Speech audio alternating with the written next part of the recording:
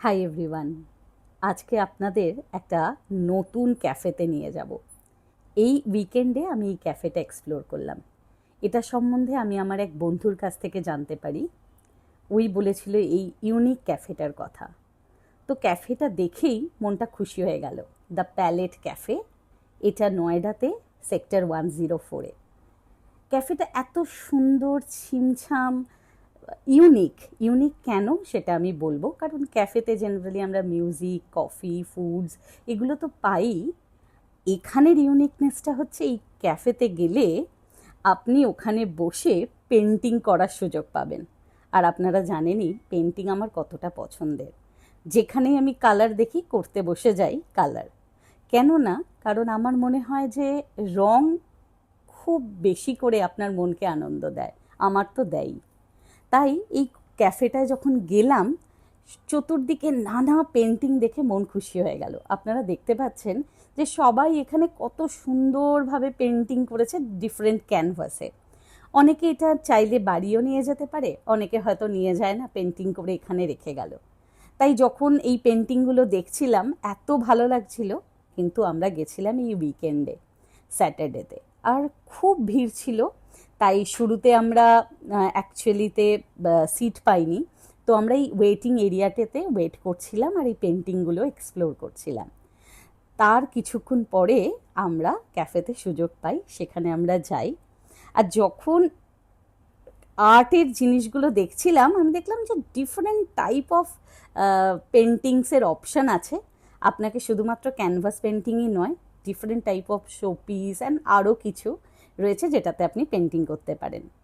আমার সব থেকে যেটা পছন্দ হয়েছিল এখানে রাখা টোট ব্যাগগুলো।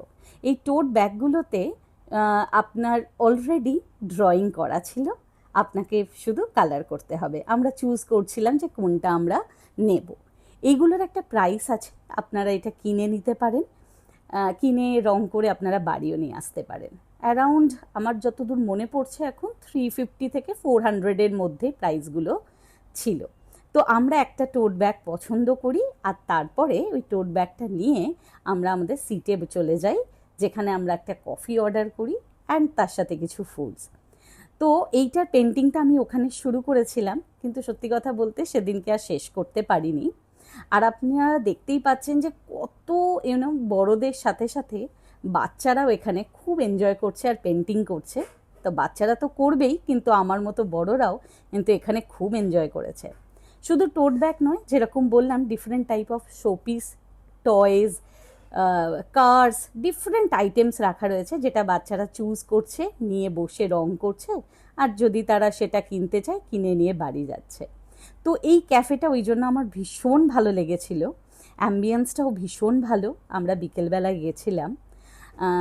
তো যখন এই ক্যাফেটা দেখছিলাম তখন আমার মনে হচ্ছিল যে আমরা বোধহয় খুবই একটু ক্যাফে হপিং করি। তবে এত জায়গায় ক্যাফে হপিং করেছি, কিন্তু এইটার মতো ইউনিক ক্যাফে আমি খুব কম দেখেছি।